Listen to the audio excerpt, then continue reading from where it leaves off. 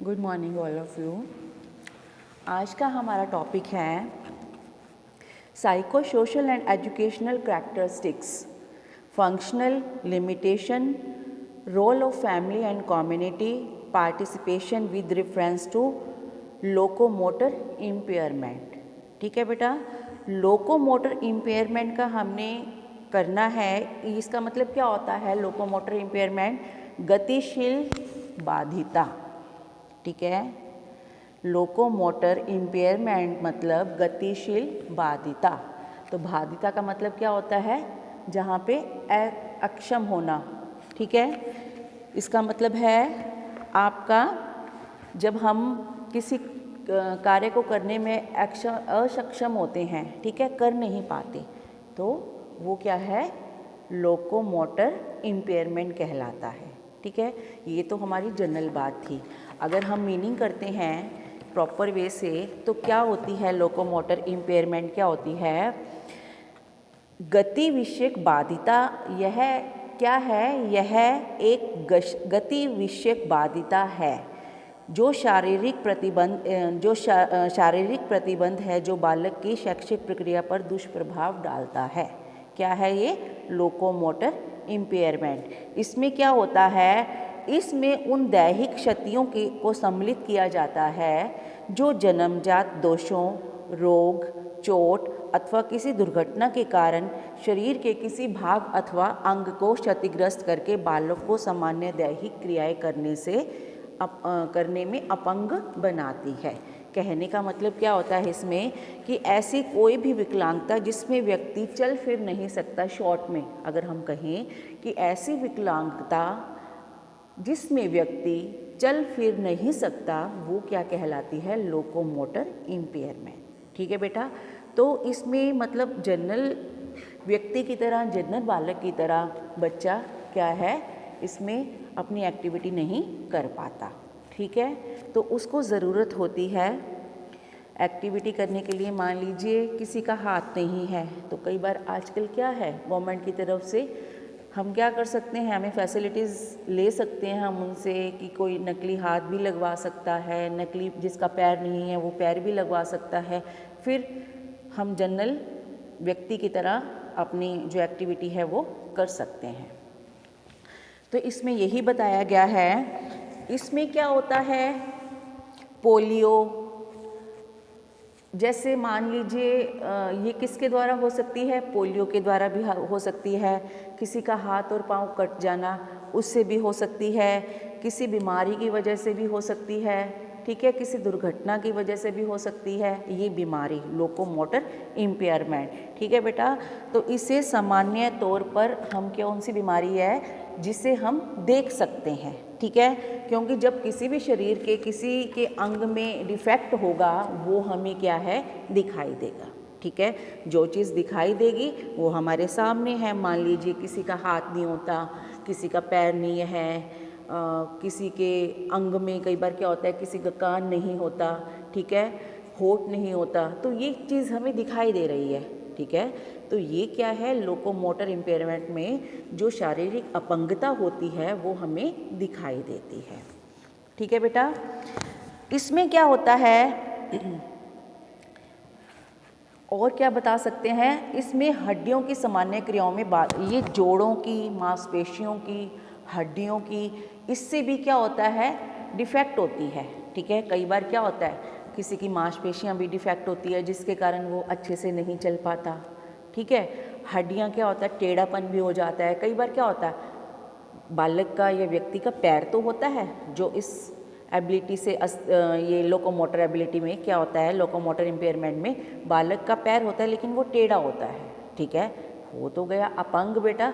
वो हड्डी भी अपंग, हड्डी में भी हम क्या करेंगे? जिसकी टेढ़ी होगी उसको भी हम लोकोमोटर इम्पेयरमेंट में काउंट करेंगे। ठीक है बेटा, किसी का हाथ टेढ़ा होता है, किसी की पैर की हड्डी टेढ़ी होती है, किसी का मुंह टेढ़ा होता है, तो ये सब हमें दिखाई भी दे रहा है, इसलिए इन सबको लोकोमोटर इम्पेयरमेंट में काउंट करते हैं। उसके बाद टाइप्स ऑफ लोकोमोटर इम्पेयरमेंट्स, इसकी मेन क्या है? गति विषयक, इसको हिंदी में गति विषयक भी कहते हैं, गति विषयक बाधिता, लोकोमोटर इम्पेयरमेंट। इसमें मूल क्या है कि कि शरीर की गत्यात्मक क्रियाओं को समझा जाता है कि शरीर में क्या क्या कमियां हैं। तो इसको क्या है, 2 वर्गों में बांटा गया है। सबसे पहले है आपका गति विषयक बाधिता, लोकोमोटर इम्पेयरमेंट, ठीक है, पहला ये है। सेकंड है आपका हेल्थ इम्पेयरमेंट, स्वास्थ्य बाधिता, ठीक है। तो ये 2 तरह से हो सकती है। जिसकी स्वास्थ्य में मान लीजिए खराबी है, कोई बिस्तर पर लेटा है, उठ नहीं सकता, दमे का मरीज़ है, शुगर है, तो ये भी क्या है, ये भी बीमारी है जिसके कारण व्यक्ति का दिखाई देता है कि ये प्रॉपर वे से सही नहीं है, तो ये बीमारी भी इसमें काउंट की जाती है। तो सबसे पहले हम फर्स्ट करेंगे लोकोमोटर इम्पेयरमेंट। इसमें क्या होता है, लोकोमोर इम्पेयरमेंट में गति विषयक बाधिता की श्रेणी में गैर इंद्रिय श्रुतियों को सम्मिलित किया जाता है। कहने का मतलब ऐसे बालकों की हड्डियों, जोड़ों अथवा मांसपेशियों में दोष होते हैं जो इनकी शारीरिक क्रियाओं पर प्रतिबंध लगाते हैं। कहने का मतलब जोड़ों पर, हड्डियों में, मांसपेशियों में कोई ना कोई डिफेक्ट होता है जिसके कारण क्या है, उन्हें ये बीमारी हो जाती है। इसमें कौन कौन से हम काउंट करते हैं, लंगड़े व्यक्ति, अपाहिज व्यक्ति, पोलियो से ग्रस्त बालक, ये सभी इसमें इंक्लूड करते हैं। वो बच्चे जो लंगड़े होते हैं, अपाहिज हैं, पोलियो से ग्रसित हैं, तो वो सभी बच्चे इस श्रेणी में आते हैं। इनकी अपंगता मंद से गंभीर अथवा जैसे होते हैं ना, मंद से गंभीर भी हो सकती है। इनकी जो वो होती है अपंगता भी थोड़ी भी हो सकती है और ज़्यादा भी हो सकती है। कई व्यक्ति क्या हैं, थोड़े से मान लीजिए चलते हुए क्या होता है, थोड़ा सा पैर का मान लीजिए ऊपर नीचे होता है, थोड़ा सा लगता है हमें, हाँ भाई ये क्या है, फिजिकल हैंडीकैप है थोड़ा सा। लेकिन कई बार क्या होता है, जब वो सिंपल खड़ा है तब हमें पता नहीं चलता, लेकिन जब वो चलता है, कोई बालक मान लीजिए जरा सा उसका पैर ऊंचा नीचा है, तो उससे क्या होएगा, हमें पता चल जाएगा कि ये क्या है, माइनर मतलब थोड़ा सा है फिजिकल हैंडीकैप, ठीक है। कई बार किसी की आंखें बहुत छोटी छोटी होती हैं, उनको दिखाई तो देता है, लेकिन आँखों को देखने से ऐसे लगता है कि भाई इसकी आँखें खराब हैं, ठीक है। तो वो क्या है, थोड़ी से लेके ज़्यादा भी हो सकती है। और कोई जो मान लीजिए जिसका पैर बहुत ही टेढ़ा है या है ही नहीं, वो जब चलेगा वैसाखी से चलेगा या नकली टांग लगा के चलेगा, तो वो क्या है, वो गंभीर है। तो कहने का मतलब मंद से गंभीर किसी भी व्यवस्था में यह बीमारी हो सकती है, ठीक है। अतः ये बालक सामान्य विद्यालयों में, लेकिन इन बालकों को हम सामान्य विद्यालयों में पढ़ा सकते हैं, प्रवेश दे सकते हैं और उनको वहीं पर ये शिक्षा ग्रहण करते हैं या कर सकते हैं, ठीक है। क्योंकि इनको क्या है, नॉर्मल बच्चों के साथ अगर बैठने में मान लीजिए किसी का पैर नहीं है या हाथ नहीं है, लिख नहीं सकते, तो ये नकली जो हाथ और पैर की है गवर्नमेंट की तरफ से या स्कूल की तरफ से इनको प्रोवाइड करवा दिया जाता है, जिससे ये नॉर्मल बच्चों की तरह व्यवहार करने लगते हैं, ठीक है बेटा। उसके बाद क्या बताया गया है, सेकंड है आपका हेल्थ इम्पेयरमेंट, स्वास्थ्य बाधिता। स्वास्थ्य से ही क्लियर हो रहा है जिसके स्वास्थ्य में कोई ना कोई कमी हो, ठीक है बेटा। स्वास्थ्य की कमी, जो हमारा अंदर हमारा स्वास्थ्य होता है, कई बार हम कहते हैं आपका स्वास्थ्य ठीक नहीं है इसलिए हमें योग करना चाहिए। आजकल सभी को, आप लोगों ने देखा होगा, व्यक्ति का, बालक का, किसी का भी स्वास्थ्य प्रॉपर वैसे सही नहीं होता। किसी को खांसी हो रही है, कोई शुगर का मरीज है, कोई मोटा है, कोई बहुत पतला है, तो अंदर से स्वास्थ्य ठीक नहीं है। अगर हमारा स्वास्थ्य ठीक नहीं है तो हम कार्य सही ढंग से नहीं कर पाएंगे, ठीक है। तो आजकल क्या माना गया है, रामदेव बाबा जी बताते हैं कि हमें योग करना चाहिए। योग से आपका स्वास्थ्य सही रहेगा, आप फिजिकली फिट रहोगे, फिजिकली फिट के साथ मेंटली भी फिट रहोगे। तो स्वास्थ्य का मतलब क्या होता है, अंदर से हमारा जो पूरी तरह से बॉडी है वो प्रॉपर वे से ठीक होनी चाहिए। तो इसमें क्या बताया गया है कि स्वास्थ्य बाधित, जिसके स्वास्थ्य में बाधा है, बाधित मतलब बाधा है, बालकों में उन बालकों को रखा जाता है जो अपने हीन स्वास्थ्य के कारण, हीन मतलब अंदर से तबीयत ठीक नहीं है, ठीक है, हीन स्वास्थ्य के कारण बिस्तर में ही पड़े रहते हैं। कहने का मतलब वो बिस्तर से उठ नहीं पाते, ठीक है। क्योंकि जब हम बिस्तर पे कब लेटते हैं, अपनी नींद लेने के लिए, या कब लेटते हैं, हमें बुखार हो जाता है, जब हम सही नहीं होते, ज़्यादा टाइम हम बिस्तर पे लेट नहीं सकते।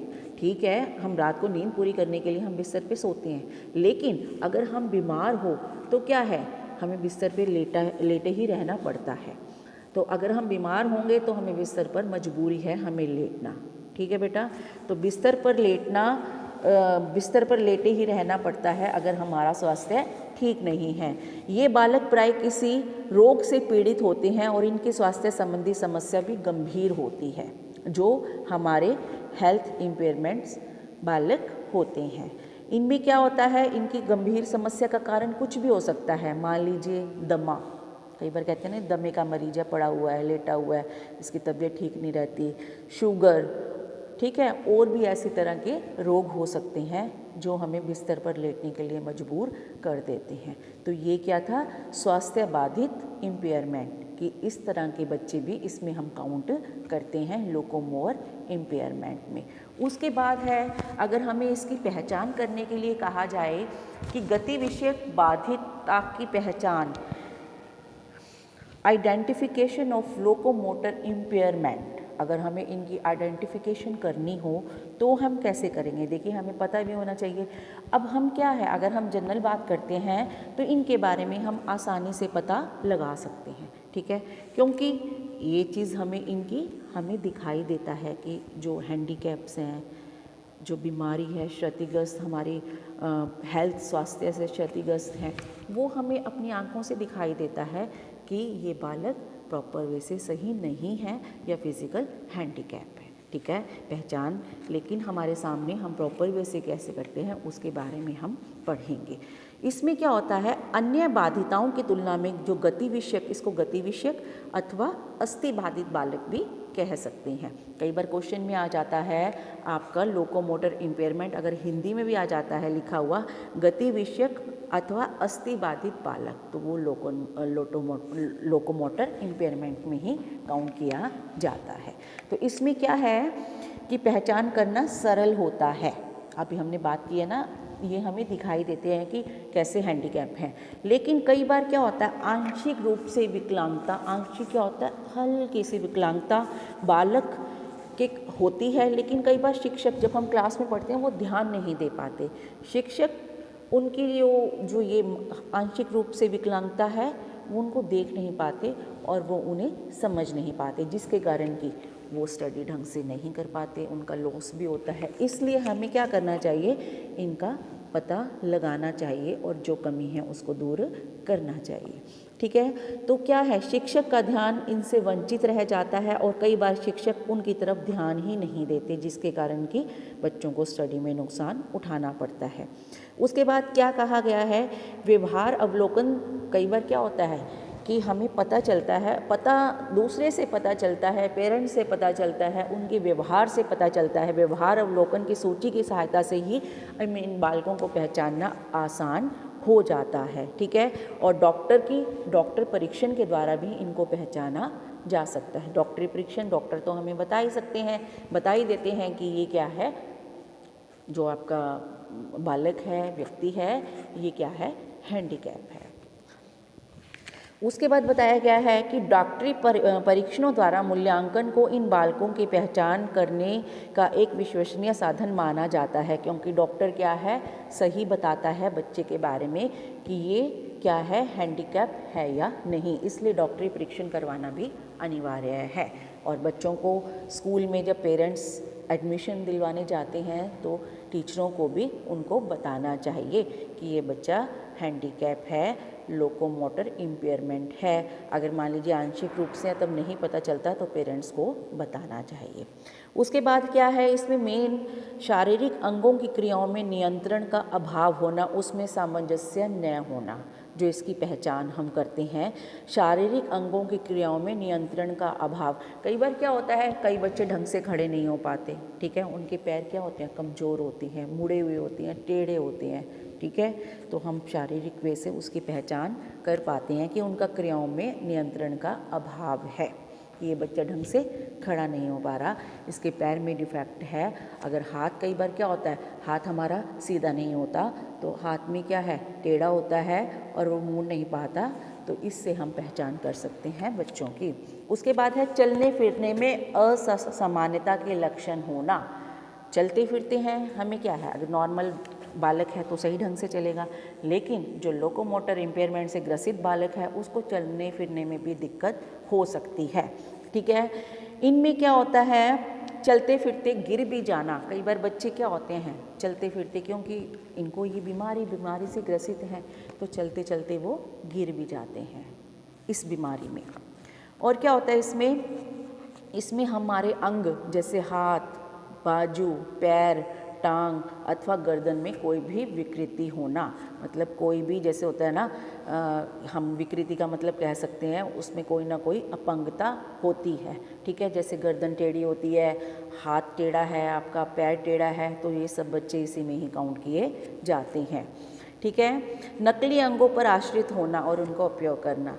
इनमें क्या किया जाता है, ये बच्चे मान लीजिए जिसका पैर नहीं है या हाथ नहीं है, कई बार कान भी, आजकल क्या है कानों के लिए भी व्यवस्था की गई है। अगर मान लीजिए कई बार क्या होता है बच्चों का कान नहीं होता, ठीक है, किसी कारणवश चोट लगने से भी कट जाता है या बचपन से भी नहीं होता, तो कानों की भी व्यवस्था गवर्नमेंट की तरफ से की जाती है। उस बच्चे का नकली अंग लगा दिया जाता है, नकली कान। ठीक है, ताकि बच्चे को सुनाई दे और बाहर से आपका जैसे कान नहीं है तो वो कान की प्रॉपर शेप बना के हम नकली अंग को लगा सकते हैं कान की शेप में। ठीक है, हाथ नहीं होता तो हम हाथ को लगा सकते हैं, पैर नहीं होता तो हम पैर को भी लगा सकते हैं, तो ये सब इसमें काउंट होते हैं। और कई बच्चे क्या होते हैं वैसाखी लेकर चलते हैं, मान लीजिए पैर हैं दोनों लेकिन उनसे चला नहीं जाता ढंग से, ठीक है, तो उनको चलने के लिए क्या होता है वैसाखियों का सहारा लेना पड़ता है, फिर वो वैसाखियों के सहारे से चल जाते हैं।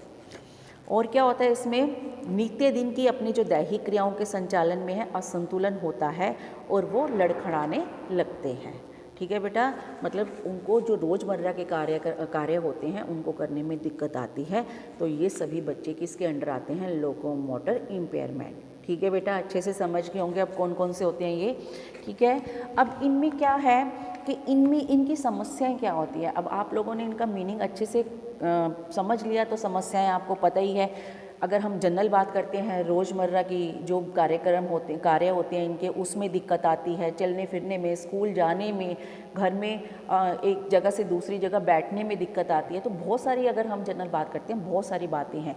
अब हम क्या करेंगे, problems of locomotor disabled children, कि इनमें क्या प्रॉब्लम आती है इन बच्चों को कार्य करने के लिए। ठीक है, डिसेबल चिल्ड्रन में अगर हम नॉर्मल बात करते हैं तो अक्षम बालक होते हैं कि क्या है, वो पूरी तरह से सही नहीं है, कोई ना कोई बीमारी से ग्रसित हैं। ठीक है, तो सबसे पहले हम करेंगे दैहिक अपंगता बालकों की जो गत्यात्मक क्रियाओं को सीमित कर देती है। इनकी ये जो नॉर्मल बच्चा क्रियाएं करता है उनको क्या है ये सीमित कर देती है। इसमें बालक नॉर्मल बच्चों की तरह नॉर्मल क्रियाएं नहीं कर पाता। ठीक है, थोड़ी बहुत कर सकता है, मान लीजिए अब टांग जिसकी नहीं है, नकली टांग लगाई है, वो थोड़ा बहुत चल सकता है लेकिन बहुत ज़्यादा दौड़ भाग नहीं सकता।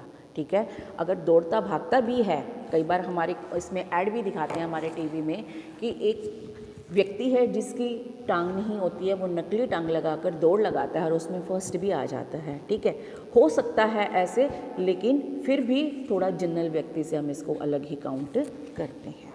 और क्या है कि जो शिक्षक के ध्यान से वंचित होना, कई बार क्या होता है आंशिक रूप से अगर थोड़ा हैंडीकैप है बच्चा तो शिक्षक को नहीं पता चलता और वो उसको नॉर्मल बच्चों की तरह ही काउंट करता है, जिसके कारण कि वो क्या है, बच्चा नॉर्मल बच्चों की तरह क्या है, जब काउंट किया जाएगा तो वो क्या है, हैंडीकैप होने के कारण सही ढंग से पढ़ नहीं पाएगा।